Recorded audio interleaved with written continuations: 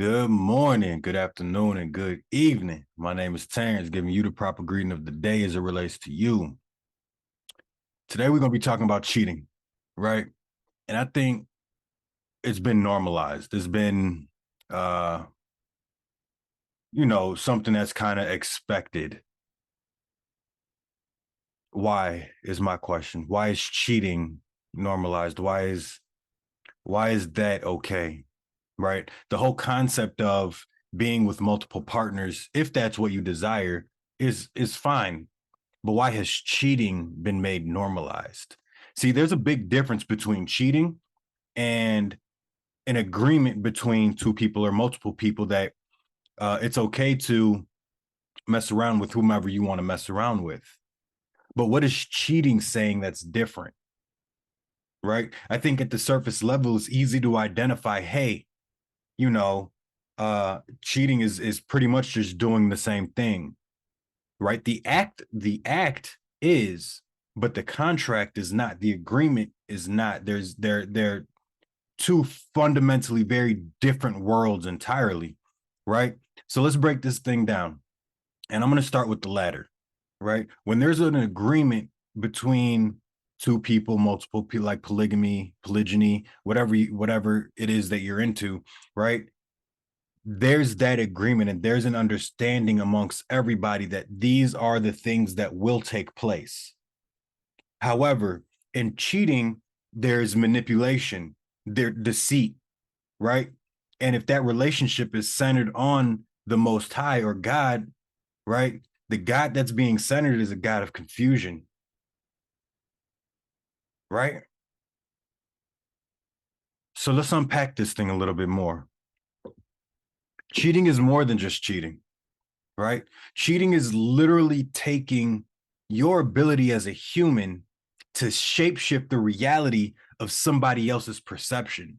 Now, I'm going to say that one more time. Cheating is literally taking your ability as a human to shapeshift somebody else's reality, right? So, in other words, that's if you're looking at it through their eyes, that's warping their perception of what's real in this world. So every action and every move, everything that they decide to do after that manipulation, deceit, or whatever it may be took place is literally happening in a world of delusion. You've effectively shape shifted somebody's reality, right? That's what it is. And for somebody who's been cheating on, I don't think it's okay to have this thing normalized because that's what's taking place. Now, if that's okay, then that's okay, right? But understand that these things are at play. These are the seeds that are being seeded. These are the roots that are going into either fertile soil, whatever it may be, and these are the fruits that will bear. You see, it's an act of deceit, obviously. Well, then we start looking at, well, why is it deceitful? The person that's doing the cheating, why is this individual lying or not speaking of the truth, right? Well, my first thought is the fear of loss, right? This person went out to do whatever they wanted to do, right? Came back to you, whether you're a man or woman, makes no difference, and acted as if everything is a-okay, there's nothing wrong, life goes on the way that it goes on. When in reality, what that person is sitting with, right? They're sitting with the act of cheating. That seed is planted. Okay.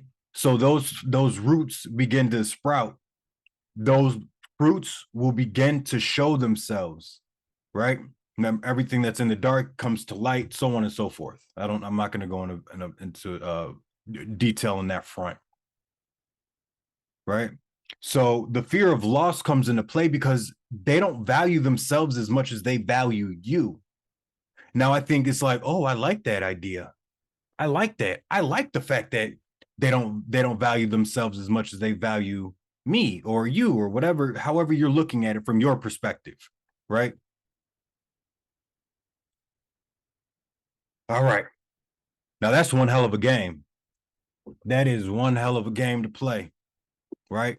Because even if that is liked, that speaks to a void within self. That speaks to a lack of love within self. That speaks to a breaking of boundaries. That speaks to the principles that have been laid and crossed. You see what I'm saying? Now, I just tapped on a lot right there. So let's unpack that a little bit. Okay. Now, keep in mind, we're still talking about just the act of cheating, right? We're talking about boundaries that have been crossed against the principle that has been laid for the foundation of the relationship. We're talking about a fear of loss from the individual that has committed the act, right? Remember, judge, lest they be judged or something like that. Well, if we've identified that there's a fear of loss there, and there's a set foundation on principle, which means it's the boundaries that govern, right, your being or the things that you do in this world, and they've been crossed. Well, that also speaks to fear of loss for self, the victim in this case, right? Well, how do we change from a victim mentality to a conquering mentality? Right? It's a shift in mindset. And that shift in mindset says, I love myself enough to identify all of these different traits or attributes that spawn from merely cheating to say, I'm done. Right? And whatever my life brings from this point on is on me and me entirely.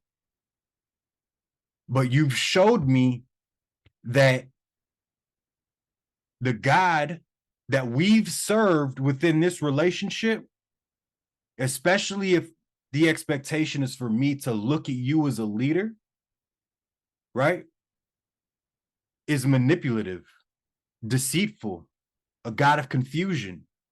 It hits a little differently. It hits a little different, right? So where do we go from here? What do we do from here? What's the next level of relationship, right? What's the next level? Well, that's for y'all to decide. But I think to normalize cheating is a victim mentality, right? Centering truth brings out reality. It manifests reality, and you're given back truth.